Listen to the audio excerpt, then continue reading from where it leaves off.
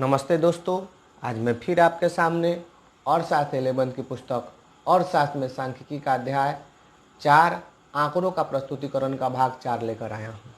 इसके पिछले भाग में हमने सरल दंडारेख तथा बहुदंडारेख के बारे में पढ़ा था।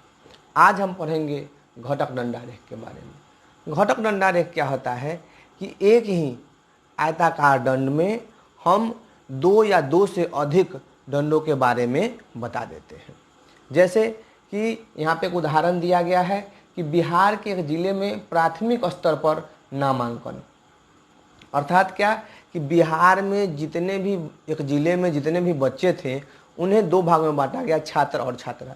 जितने भी छात्र थे उन्हें 100% ले लिया गया, जितने भी छात्र थे उन्हें 100% मान लिया गया और उसमें से जितने भी छात्रों ने नामांकन करवाया प्राथमिक विद्यालयों में उन्हें, और जितने ने नहीं करवाया उन्हें एक ही दंडारेख में हमने किया गया। जिन्होंने नाम नहीं लिखवाया, जिन्होंने अपना नामांकन नहीं करवाया, उनको हमने डॉट डॉट दे के सूचित किया है और जो नामांकन करवाया है उन्हें सादा छोड़ दिया गया है।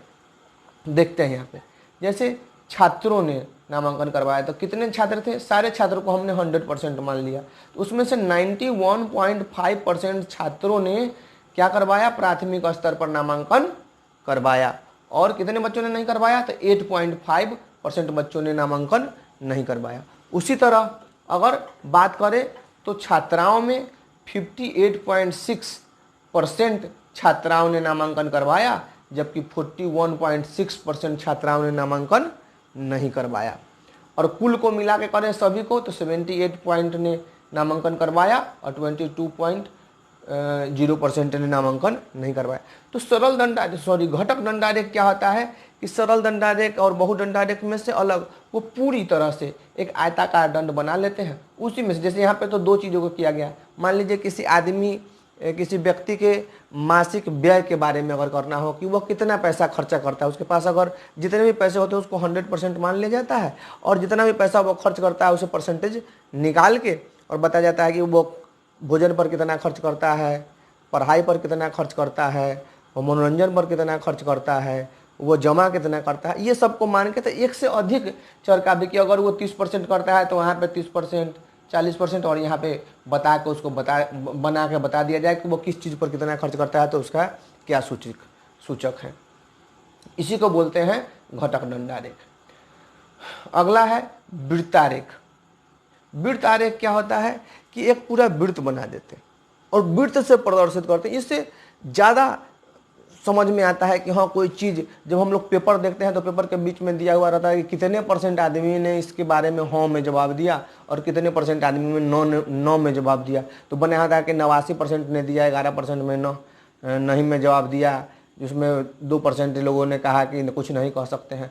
तो वो वृत्त के रूप में बनाते, तो मतलब 100 ही लोग नहीं होते उसमें, जितने भी लोग होते हैं उन्हें 100% मान लिया जाता है और जितना जवाब देते हैं उसको परसेंटेज निकाला जाता है। ये भी एक घटक दंडारेख की तरह है, लेकिन इसमें एक अंश निकालने के लिए क्या कहते हैं कि पहले तो 100% मान लेते हैं उसको।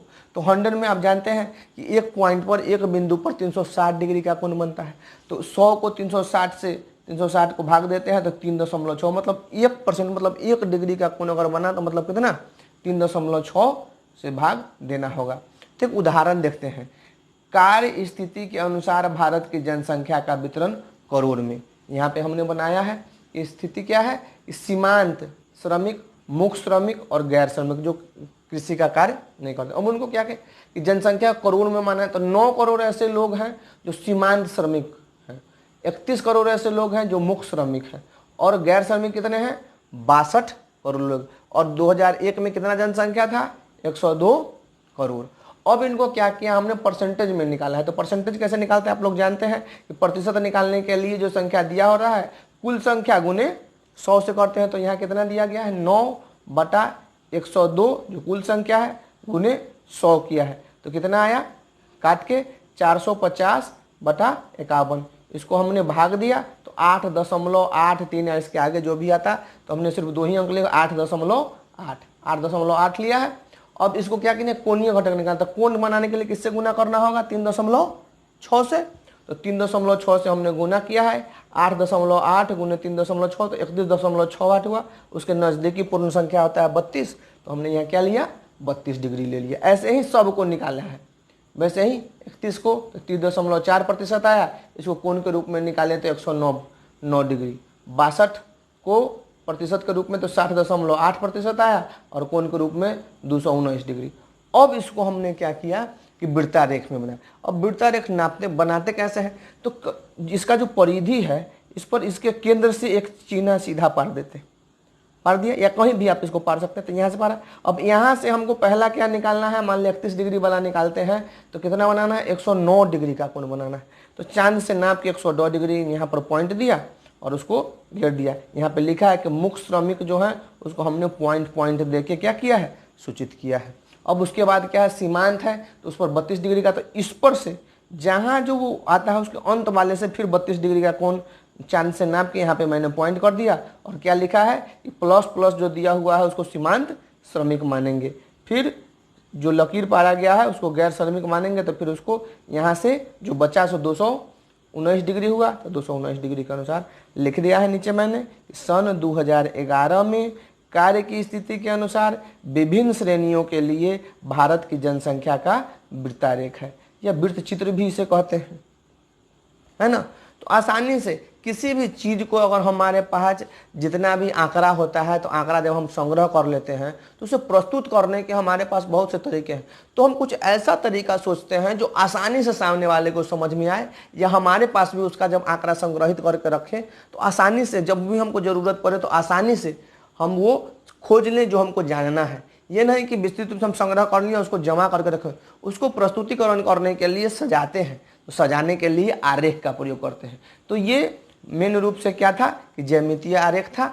अब हम पढ़ेंगे बारंबारता आरेख के बारे में, जो कि अगले वीडियो में होगा।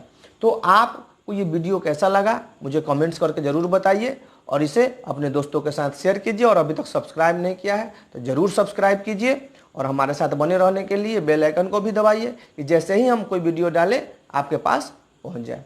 तब तक के लिए बहुत बहुत धन्यवाद।